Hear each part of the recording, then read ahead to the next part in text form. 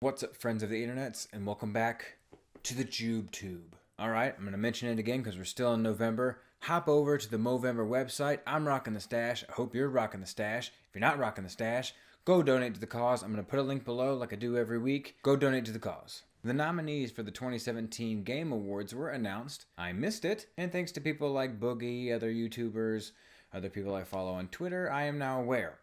So I dropped the ball. Time to pick it up. There are 30 categories here, so I'm just going to jump right into these. Just remember that all of these are my opinions on what I think of the games and the categories, why I'm going to choose one over the other, so take it all with a grain of salt. Fill up the comments below on what you thought of each game or who you think should win each category. I'd love to hear what you guys have to say. Alright, the first one is Game of the Year, and this one's a doozy, and it's also really hard for me to pick which one I think should win, because we have Zelda, Mario, and Horizon Zero Dawn, three games that I really liked. I did not play PlayerUnknown's Battlegrounds, and I did not play Persona 5, so they are just off to the side for me. I know they both had a big following, and a lot of people loved them. PlayerUnknown broke a lot of records, but I just wasn't into it. I never played it. I'm going to go with Zelda. It was fantastic. It's the first game in a very long time that I put a lot of hours in. Actually, I don't think I've put that many hours into a video game.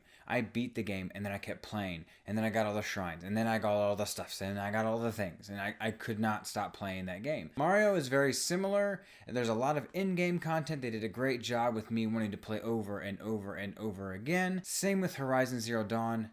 None of these are bad games, and it's hard for me to choose, but I'm going to go with Zelda. The next is Best Game Direction, and now we're really talking about design and, again, game direction that makes it unique. And for this one, I'm actually going to go to Horizon Zero Dawn because it was so unique in the storyline, the characters, the enemies. It was so far out there that I'm definitely going there. Resident Evil is just a recreation or a retelling of a story we've heard before. Mario is just a new installment to that. While it was very good and very different, it's still familiar. Same with Zelda. We literally went to places that we've gone to before. Now, again, I gave it Game of the Year. I'm voting on this, though, by uniqueness. So I'm definitely going Horizon Zero Dawn here. Next, we have Best Narrative, and you're going to see me say a lot about this game here. I've already gone and I've actually voted for all of these. And I'm going straight up Hellblade. I'm not even going to talk about the rest of them. Hellblade and Cuphead, I'm just going to say right now, two of the cheapest games that I bought this year and two of the best games I played this year. If they come up in a category, it's going to be hard to beat. And I think there's actually one where they're both in the same category later, and it's very hard for me to make a decision. I'm definitely going with Hellblade for the narrative because they focus so much on Senua's mental illness and her journey to fight that. It was so well done. One of the best gaming experiences I've ever had. So, hands down, Hellblade. And here we go. Best art direction, Cuphead. Hands down. Zelda was unique. I really enjoyed what they did. Very playful, very fun. I enjoyed a lot of it. Horizon Zero Dawn, again, very unique. So I loved playing that game and I loved everything I interacted with. Destiny 2 is just stunning. It looks good.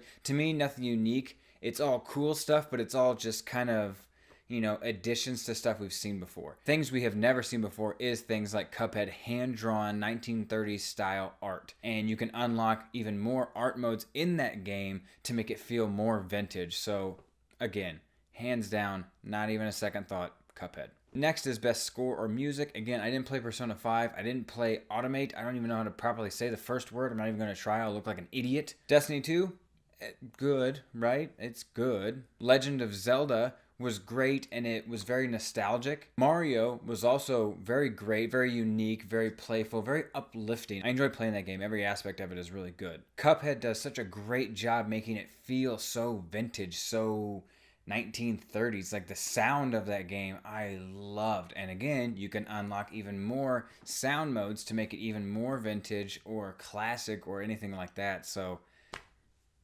Cuphead. The next one is kind of weird, coming from Best Score and Music to Best Audio Design. Now I can see how these are separate categories, and you can see we have very different games in our lineup for this category, and I am again going to go with Hellblade. I already said Zelda makes me happy, it's nostalgic. Mario makes me happy, it's uplifting. Biohazard and Resident Evil, creepy. Destiny 2, good. But the voices in your head and the 360 sound in my headphones and the legitimate terror I felt playing Hellblade is an experience like none that I've had before, and I want to play it again and again. Even though I was scared, even though it was only 6 hours of gameplay, I loved it, and I want to play it again and again and again, and I want to go back, and it's good. It's good. Hellblade. Best performance. So this one gets a little tricky for me because I did not play Lost Legacy. I have not played Wolfenstein yet, and so that takes out 3 of these options. I'm left with Senua from Hellblade, and I'm left with Aloy. That is a tough one. Now, as far as acting goes, Aloy did a good job, right? Some of the animation was a little weird. They repeated the animations when she was having these conversations, but overall, it was good. Now, the reason I gave it to the actress who did Hellblade, I told you guys I love that game and you're going to see me vote for it a lot, is because she's never acted before. She was working on the back end of the game, and they wanted her to come in for some visual tests and put makeup on her to see what it would look like for Senua. And then they're like, well, do you want to act out these scenes? And then it just evolved, and she became Senua. And then she started acting. She had never done it before. And then she was doing it in front of live audiences. And then she took it on full force. It was fantastic. And so I enjoyed the game. I thought she did a great job. And then when you add in the factor of this was basically her first acting gig, hats off to you, Hellblade. Games for impact. I'm going to sound like a broken record. Hellblade. Again. I'm going to be honest though, I didn't play any of the others. I do know Life is Strange is very popular with people. I myself thought it was very weird. I watched trailers for it and I don't know why that would be something people like, but people like different things. Making the world go around. So no judgment here. Like I said though, the voices in your head, the experience that I got from Hellblade surpassed the gameplay. And I enjoyed the gameplay. I thought it was absolutely stunning. I thought the environments were great. I thought the enemies were cool. I thought the puzzles were great. So the gameplay is good. But the experience that was brought along with that gameplay, that's what made Hellblade a very memorable experience. And again, one of my favorite games of the year and of all time. Best ongoing game. Now this gets a little tricky for me because I don't really play any of these games. I played Overwatch, and that's who I voted for. But I didn't vote for them because I played Overwatch and that's the only thing I knew. It's because it's the one thing that's been around for 2 years that just added another character. Like, they're still adding stuff. Having Destiny 2 in here isn't fair. Destiny 2 just came out. Their first round of DLC hasn't even come out yet. Why is it in this category?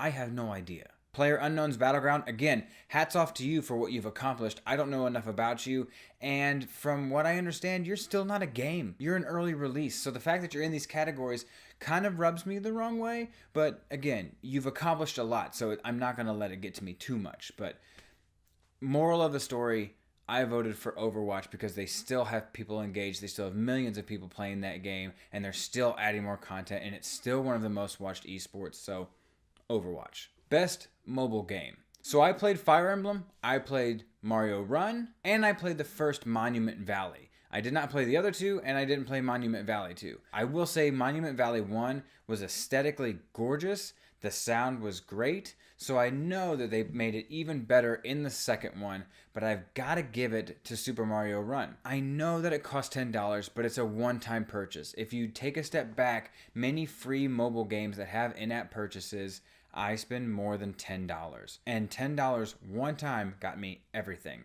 And I still pick it up and play it every now and then. It's still a fun game, and they're still adding more content to it. And so I got to give it to them. I got to give it to Super Mario Run. There are a few categories that I just straight up did not vote on because I had no frame of reference, whether it was watching Twitch, whether it was watching any YouTube videos, or it was playing the games. If I knew nothing about them, I didn't vote. Best handheld game is one of those categories. I did not play any of these games. Yoshi, that looks really cool. Obviously, Samus Returns, Metroid.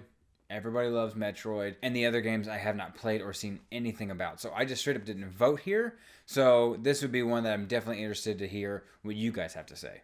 Next up is Best AR VR Game, and this I actually did give to Biohazard, and that's because I saw a lot of people play it. I listened to a lot of reviews from people who did play it and loved it. I gave it to them. I never played any VR game, but I gave them a nod because I enjoyed watching it, and clearly people who actually played it really enjoyed their time playing it. Best action game. This one was a tough one. I heard bad things about Prey. I didn't play it, but I didn't get great reviews from people. Nio? The one? I don't know. That game looked really awesome. I watched a lot of people play that on Twitch, and that game looked intense, and I think I want to pick it up. It's not something that's on the top of my list to go get in the sense of my backlog that I have to fill, because I just bought a PlayStation a few months ago. A lot of games came out in October, so it's not really in there, but it's definitely one that once I get caught up with everything, I want to check out. It looked like a lot of fun. Destiny 2. I loved Destiny 2, and I think it was a great action game. Cuphead, I loved Cuphead. I've said that before in this video, but I don't think it's an action game. It's very much a platformer. It's, I don't think it fits the action genre at all, so I did not vote for it here. Wolfenstein 2 was straight up action. It felt a lot like Doom, but I still gave it to Destiny because I had that frame of reference, and I really enjoyed myself. I played a lot of that game. So I gave it off to them because I enjoyed it, and this is a category where, to me, they didn't get beat out by a game that did it better in the sense of whatever category it was in. So Destiny 2 for me here. This category is one of the most difficult to vote on, and that is Best Action Adventure Game. Like I mentioned, I did not play Lost Legacy, but all the Uncharted's are great, and many people liked that. So again, hats off, my respect goes to you, but I can't vote for you because I have no frame of reference. Assassin's Creed, I've also watched a lot of, but I did not play, so there's that weird relationship there, but I've liked everything that I see, and that is definitely one of the games that is on the top of my list of my backlog. Legend of Zelda, fantastic game. And as far as adventure goes, I really enjoyed exploring in that game. I thought that was one of the best parts, was just running around, flying around, chasing the dragons, doing the side quests, feeding all the shrines. So good. Super Mario Odyssey is another one that I said you just want to explore. So adventure, it's there, and I'm happy while I'm doing it. It's Mario, and it's well done. Horizon Zero Dawn, so good. So good at exploring. So this one was very, very difficult to try to pick, but I gave it to Zelda. And that's because games like Horizon Zero Dawn I loved. Don't get me wrong, that game is fantastic, and me not voting for it is by no means me saying that it was not a good game. But I beat the game, and then I got done. I didn't do any more exploring. I explored while I played, but I was done. The DLC has been out for a few weeks now, and I haven't gotten it. And I'm not dying or itching to go get it right now. I will get it, I will play it, but I'm not freaking out to do so. Zelda is very different. Zelda was, I'm not going to fight those bosses until I get all the shrines. Okay, I got all the shrines, let's go do those side quests. Okay, we got all the side quests, okay, let's go do this thing. Oh, we got that thing, let's go beat Ganon. Oh, there's DLC, oh, let's go do that. Like, I kept going, and I didn't want to leave that world. I didn't want to leave that game. That one kept me coming back for more and more and more. So I got to give it to Zelda. Best role-playing game. I did not play any of these besides The Fractured But Whole. So I have to give it to that because it's the only one I played. And I just want to see South Park beat out these established franchises. Final Fantasy, Persona, Divinity Original Sin, Automate? I don't know if that's established. Either way, I want to see South Park beat them out because that would just, to me, be pretty funny. It's a great game, don't get me wrong. It's not like a troll vote. It's still a great game, and I enjoyed myself, but it would still be funny to me to have them beat everybody else out. Best fighting game for me, this is very simple. Even if the lineup was better, lineup is not great. A lot of people did not like Tekken 7. A lot of people did not like Marvel vs. Capcom Infinite. I don't even know what the Nidhogg? I don't know what that is. And ARMS was kind of hit or miss for a lot of people. Even if all of those games were great. Injustice 2 gets it for me. I know it's just a fighting game, but what NetherRealm Studios did with that game to take it above and beyond the expectations of a normal fighting game is incredible. The equipment that you can earn, the leveling up of your character, the customizing of your character, the multiverse, the story mode, all of it. The DLC, they just added Ninja Turtles. They're on their way. So good. I mean, it's such a well-rounded game in general.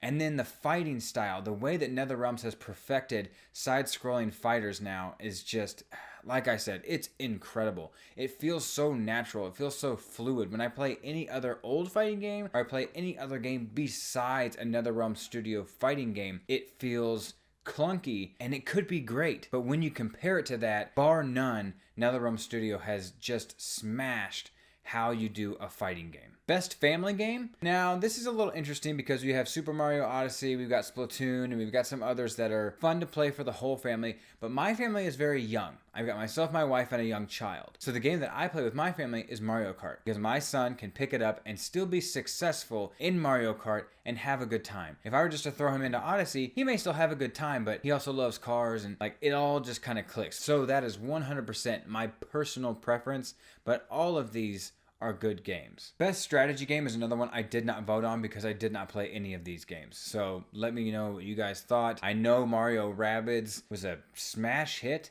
a real sleeper that came out of nowhere and was actually wildly successful and very addicting for many people. They loved it. I'm assuming it's going to pick up the win. All right, sports racing game. I also did not vote here because I did not play any of these, which makes me very sad because I love sports and racing games. But I will tell you one thing, I would never vote for 2K18 because how they did the loot box stuff and how everybody's doing the loot box stuff. And if I had to give it to anybody, I'd probably give it to Forza because I've always loved those games. They've always been great. They've never let me down. I've always enjoyed playing those since my Xbox 360. Best multiplayer gets a little tricky. Like I said, PUBG broke a lot of records and I have to respect him for that. Fortnite, I haven't played yet, but again, I've watched many people play that game and their Battle Royale looks incredibly fun. And it seems like I can jump into Fortnite and have more fun than I could just jumping into PUBG. PUBG is the style of game that I really don't get into. Again, totally personal, but I'm not a huge Call of Duty or Battlefield or any of those games. I'm not a huge fan of them. A lot of people are, and that's fantastic. And I feel like those are the people that really love PUBG. I like stuff like Fortnite, but I gotta give it to Destiny. Mario Kart, I didn't play it online. Didn't really call it multiplayer. I play with my family, but it's not the same. I don't get the same gaming experience. I play it to have fun with them, which is completely different from if I want an actual multiplayer, strikes, raids, that kind of experience. So Destiny 2 is going to take that for me this year. This is the hardest category yet. Most anticipated game for 2018. I don't know.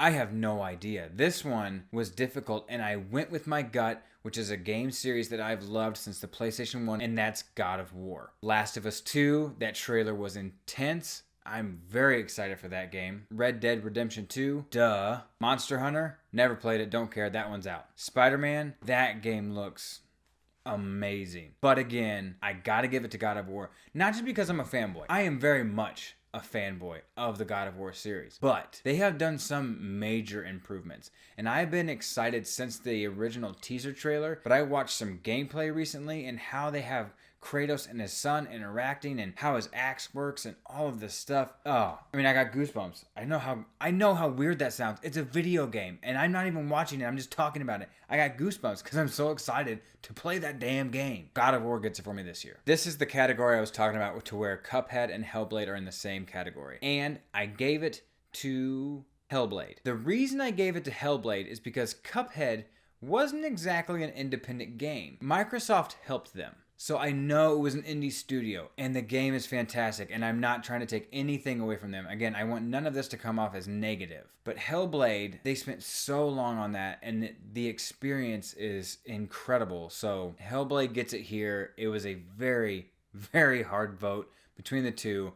Either of them, from me, honestly, could get the vote justifiably. So it's hard, but I'm going to lean towards Hellblade. The next two categories I'm very unfamiliar with. Best student game. I'm not even going to show it. I don't know what it is. I don't know what any of them are. I'm sorry if I offend someone, but we're jumping past that one. Trending gamer. This is one that I'm actually not familiar with. I just got on Twitch a few months ago, so I'm trying to build up who I should watch. I've heard a lot about Dr. Disrespect, so, give him the nod. He gets that respect from me. However, I listen to the Kinda Funny Games Daily podcast, and Andrea Renee is on there a lot, and she is on this list, so I voted for her because I enjoy listening to her. She's very insightful about games and stuff like that, and she seems very passionate, so I'm just giving a nod to her because I enjoy her content elsewhere, so I'm sure her streams are great too. So if that's a leap to assume, I'm sorry, but I'm going to give her that vote. Best esports is purely a personal vote for me. I'm going Overwatch again just because I don't watch League of Legends. I don't watch Dota 2. and I don't watch Counter-Strike. I've watched Rocket League, but Rocket League for me, I got about 1 to 1.5 matches before I get bored. It's repetitive, and I'm sure it's fun to play. I'm excited to pick it up when it comes out on the Switch, but honestly, I could just skip that altogether. Overwatch gets it for me because I could still watch it all the time for extended periods of time, and it's fun to watch. It's mass chaos. I love it. Best esports player, I'm sorry guys. Again, I don't pay attention that much, so congrats to all of you getting nominated, but I did not vote. Best esports team, same thing. I don't watch enough. I'm sorry. But I like the Team Liquid logo, so you get the coolest logo award, but I didn't vote because I didn't want to sway it without having any context. So this is interesting. We had best independent game, and now we have best indie game. But Hellblade's not on here, but Cuphead is. So it's kind of weird, right? The only 2 games I've played here are Cuphead and Golf Story. Golf Story was fun. Nothing against Golf Story. But I can't, it's not a game that keeps me coming back. Cuphead I've beaten. I want to go back and get all the secrets. I want to go back and potentially try expert mode. I'll die a lot. I died a ton just through the regular playthrough, but it was so much fun. I was so happy dying in that game. Yes, I rage quit maybe once or twice, but overall, fantastic game. So Cuphead gets the indie game vote for me. Final category, best Chinese game. I did not vote, but I'm gonna give it to Monument Valley because again, I played the first one and it was so well done. I know they got even better on the second one, so you would get my vote if I voted, but I didn't vote. Okay, that was a lot of content. We went through a lot really fast. So go to the website. I'm going to put a link down below. Go there, cast your votes. Let me know what you guys think. Let me know what your game of the year was. Let me know what your votes were. I want to talk about this stuff. I love talking about this stuff. So let me know your thoughts in the comments below. Hit that red subscribe button. The little cartoon me that pops up. I changed the app. Click on that guy too. Share this with your friends, guys. I appreciate you, and I'll see y'all again next time.